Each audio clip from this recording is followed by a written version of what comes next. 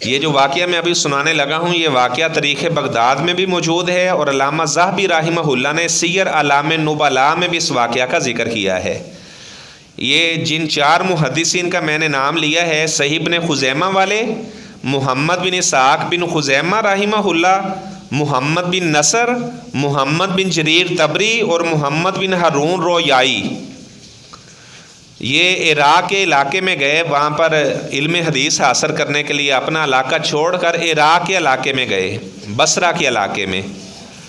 وہاں پر یہ ایک مکان میں ٹھہرے ہوئے تھے، روزانہ حدیث کا علم اساتذہ کرام سے لکھنے کے لیے جاتے، اسی گھر میں آ کر قیام کرتے۔ اللہ کا کرنا ایسا ہوا، کچھ دنوں کے بعد ففانی زادو زادرہ ختم ہو گیا۔ جو اپنے گھر سے سامان وغیرہ لے کر آئے تھے وہ سامان ختم ہو گیا، پیسے بھی ختم ہو گئے۔ اب ظاہری بات ہے مجبوری تھی، انہوں نے کہا اب کیا کیا جائے، ابھی تو ہمارا علم مکمل بھی نہیں ہوا، بڑی تھوڑی حدیث لکھی ہیں، واپس اپنے علاقے میں بھی نہیں جا سکتے۔ انہوں نے کہا پھر مجبوری کی صورت میں مانگ لیتے ہیں، سوال کر لیتے ہیں۔ جو عالم آدمی ہوتا ہے وہ خوددار بھی ہوتا ہے، علم کے ساتھ ساتھ خودداری بھی بڑی چیز ہے۔ اچھا انہوں نے کہا چلو پھر سوال کر لیتے ہیں، مانگ لیتے ہیں۔ انہوں نے کہا یار بڑا مشکل کام ہے مانگنا۔ ان کا چلو ایسے کرتے ہیں، قرعہ ڈال لیتے ہیں، قرعے میں پھر جس کا نام نکلے گا، جس کا نام پہلے نکلے گا آج وہ جائے گا مانگنے کے لیے، اگلے دن جس کا یعنی نام دوسرے نمبر پر آئے گا وہ اگلے دن جائے، اسی ترتیب سے ہم پھر روزانہ کھانا لوگوں سے مانگا کریں گے۔ اچھا اللہ کا کرنا ہے ایسا ہوا، انہوں نے قرعہ ڈالا تو قرعے میں سب سے پہلے جس امام کا نام نکلا وہ محمد بن اسحاق ابن خزیمہ کا نام نکلا، امام ابن خزیمہ کا نام نکلا۔ دوسرے نمبر پر محمد بن نصر رحمہ اللہ کا نام نکلا، ایسے پھر محمد بن ہارون کا، آخری نمبر پر محمد بن جریر طبری کا نام آیا۔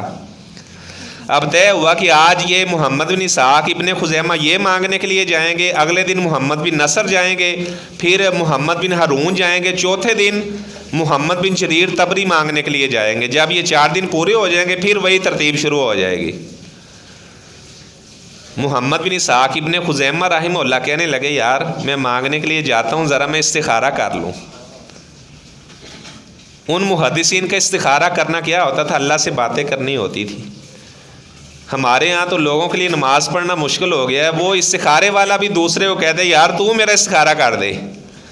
اچھا یہ محمد بن اسحاق رحمہ اللہ نے استخارہ کیا، 2 رکعت ادا کی، تو لکھا ہوا ہے کہ ابھی انہوں نے سلام پھیرا، السلام علیکم ورحمۃ اللہ، السلام علیکم ورحمۃ اللہ، تو دکا راجل علی الباب، دروازے پر کسی آدمی نے دستک دی۔ اچھا اس نے آ کر پوچھا کیا محمد بن نصر اسی گھر میں رہتا ہے؟ وہ ڈر گیا، وہ کہنے لگا لگتا ہے بادشاہ کو جاسوسی ہو گئی ہے، کوئی پتہ نہیں کسی نے ہماری شکایت کر دی ہے، تو لگتا ہے یہ بادشاہ کے سپاہی ہمیں پکڑنے کے لیے آ گئے۔ اس نے کہا جی محمد بن نصر میرا ہی نام ہے۔ پھر اس نے کہا محمد بن اسحاق بن خزیمہ بھی یہاں پر ہے؟ اس نے کہا جی میں بھی یہاں پر ہی ہوں۔ چاروں محمدون کا انہوں نے نام لیا، تو وہ کہنے لگا، پہلے اس نے ایک محمد کو بلایا، کہنے لگا یہ ایک تھیلی ہے اس میں دینار ہیں، یہ تھیلی بادشاہ نے آپ کے لیے بھیجی ہے، اور بادشاہ نے کہا کہ اسے کہنا کہ اللہ کا واسطہ ہے یہ میرا تھوڑا سا تحفہ قبول کر لینا۔ محمد بن نصر کو اس نے بلایا، وہ دیناروں والی تھیلی دی۔ محمد بن اسحاق رحمہ اللہ کو بلایا، وہ دیناروں کی تھیلی دی۔ محمد بن ہارون کو بلایا، دیناروں کی تھیلی دی۔ محمد بن جریر طبری کو بلایا، وہ دیناروں کی تھیلی دی۔ اب وہ کہنے لگا، وہ جو بادشاہ کا قاصد آیا تھا، اب آپ کے ذہن میں آئے گا کہ بادشاہ کو کیسے پتہ چلا کہ آپ کو دینار پہنچانے ہیں؟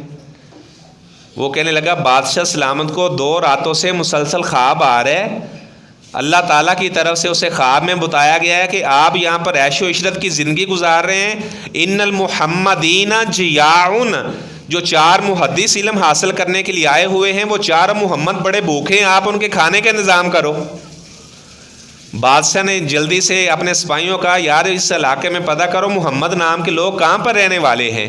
پھر جب پتہ کرایا گیا تو یہ پتہ چلا کہ آپ یہاں پر رہنے والے ہیں، یہ بادشاہ نے آپ کے لیے یہ دیناروں کا تحفہ بھیجا ہے، اور ساتھ وہ اللہ کا واسطہ بھی دے کر کہہ رہا ہے کہ آپ اس تحفے کو قبول کر لینا۔